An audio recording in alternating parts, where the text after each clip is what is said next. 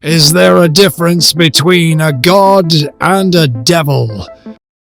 Sa kwento nga ng One Piece hindi laging black and white ang storya. Masama laban sa mabuti, malakas laban sa mahina, or right use laban sa corruption. Lagi nga tayong sinusurpresa ni Oda later on sa kwento. Kumbaga paminsan-minsan piniperceive niya tayo. Bibigyan ko kayo ng mga example. Sa pag-uumpisa pa nga lang ng kwento ng One Piece ang unang example sa perception na to si Zoro. Bago nga natin makilala si Zoro binigyan tayo ng hint ni Oda na masama si Zoro. Isa siyang bounty hunter. In fact, pinoportray pa nga siya ni Kobe as demonic beast. Pero later on nga, nung makilala na natin ng lubusan itong si Zoro, hindi naman siya ganito. Kalmado nga lang siya at medyo mabait. Next, itong si Wiper. Nung una nga, inaakala rin nating villain siya. Pero later on nga, it turns out na mabuti pala siya. Ang mga recent examples pa nga,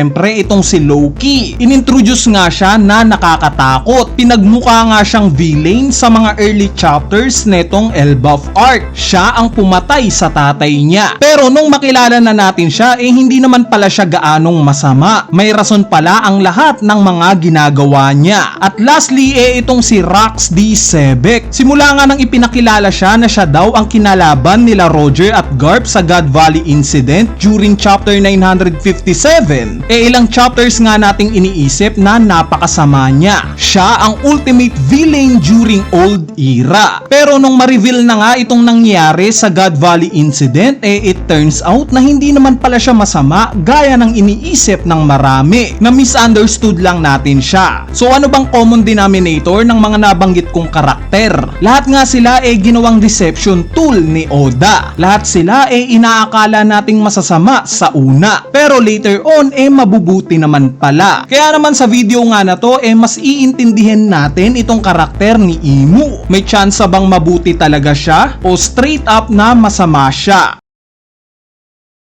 Bali itong theory nga na to additional flavor lang sa possible na kahihinatnan ng karakter ni Im Sama. Kumbaga pandagdag idea lang ito sa kwento para may bagong lalaro na naman sa isip nyo. So ang theory nga natin mag-uumpisa syempre sa panel na to. Para sa iba nga nakakatawa itong scene na to ni Imu. Since parang ang naging meme itong mukha niya. Pero in a deeper side nga mukhang emotional breakdown ito sa part ni Im Sama. Dahil ilang beses na ba nating nakikita itong ganitong klase ng expression sa mga karakter na dinodrawing ni Oda? Marami na. Gaya na lang netong pagkamatay ni Portgas the Ace. Ipinakita nga itong muka ni Luffy na halos hindi maipinta. At gaya nga kay Imu na nanlaki ang bunganga, ganito nga rin yung naging itsura ni Luffy. Same sa mukha ni Luffy nung gusto rin niyang pabalikin si Sanji. So itong expression nga na to hindi meme. Bagkos punong-puno ito ng emosyon na para bang may ginawa sa kanyang masama noon itong si Joy Boy. Kaya naman ang magiging tanong nga ano kayang nagawa sa kanya ni Joy Boy? Anyway, kung matatandaan nyo, habang kinikwento ni Vegapunk yung patungkol sa Void Century, nabanggit nga niya na ayaw daw niyang mag-label ng good at evil since konti lang daw yung nalalaman niya patungkol sa Void Century. So what if itong statement na to yung way ni Oda para i-communicate tayo sa totoong nangyari during Void Century? Kumbaga kung itong si Vegapunk nga na nalaman kung ano ang nangyari 800 years ago, which is pinalubog ng kung sino man ang totoong mundo, at ayaw pa rin niyang manghusga kung sinong masama o mabuti, tayong mga manga readers naman mabilis mag-jump to conclusion. Ang understanding nga natin black and white. Mabuti si Joy Boy at masama si Im Sama.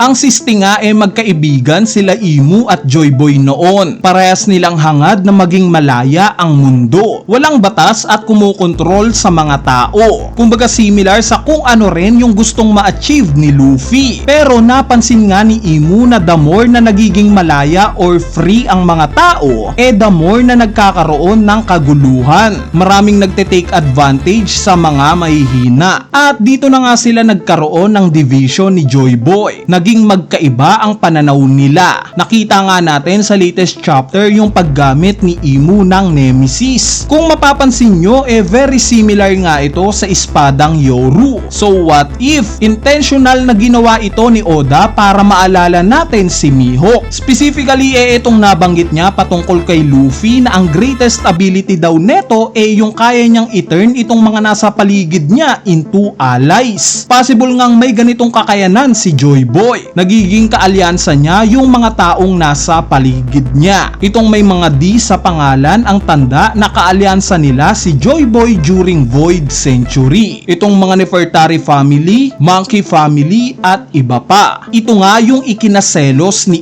Imu. Dahil sa point of view niya, tama siya. Tama siyang bumuo ng world government at gumawa ng batas para mas maging maayos ang mundo. On the other side naman, tama rin sa point of view niya itong si Joy Boy na walang magkokontrol sa mundo. Hayaan lang nilang gawin ng mga tao ang gusto nila. So ikaw ba na nanunood? Anong mas gusto mo? Yung may gobyernong nagkokontrol para mas maging disiplinado ang mga tao? O hahayaan lang ang mga tao na maging malaya sa gusto nilang gawin? Diba parehas may point itong mga ipinaglalaban nila? Bali dahil nga sa walang sumasang-ayon sa nais ni Imu at lahat ng mga kaibigan nila ni Joy Boy umanib sa idea ni Joy Boy na maging malaya lang ang mga tao, dito na nga nagkaroon ng envy sa puso ni Imu. Gaya ng nabanggit niya sa latest chapter, na drive ng envy itong puso niya kaya siya nagkaroon ng gutom na mas lumakas pa. Naghangad siya ng power. At itong power na to nakuha niya sa Devil. Devil na nakita natin sa mural. Na ipagkasundo itong Devil na papalakasin niya si Imu, which is bibigyan niya ito ng kauna-unahang Devil Fruit. Ang kapalit ipapagamit neto yung katawan niya para muli siyang mabuhay. Anyway, para sa inyo ba? Sa tingin nyo ba mabait talaga noon si Imu na kaibigan ni Joy Boy? At nagkaroon lang sila ng hindi pagkakaunawaan netong si Joy Boy kaya siya nag-turn into evil? Kung may thoughts o idea nga kayo, wag na kayong mahiyang i-comment yan sa ating comment section sa ibaba para mapag-usapan natin yan. Bale, ayan na nga yung alternative theory natin patungkol sa posibleng pagkakaibigan nila Joy Boy at Imu 800 years ago. Ipapaalala ko lang na dagdag idea lang itong theory na to para lang may bagong lalaro sa mga isipan nyo patungkol sa karakter ni Im Sama. Kung sakaling na-enjoy nyo nga itong video na to, wag nyo nang kalimutang pindutin yung like button dahil napakalaking tulong na nga yung like nyo para sa ating channel. At syempre, damay nyo na rin yung subscribe button. So yun lang, peace!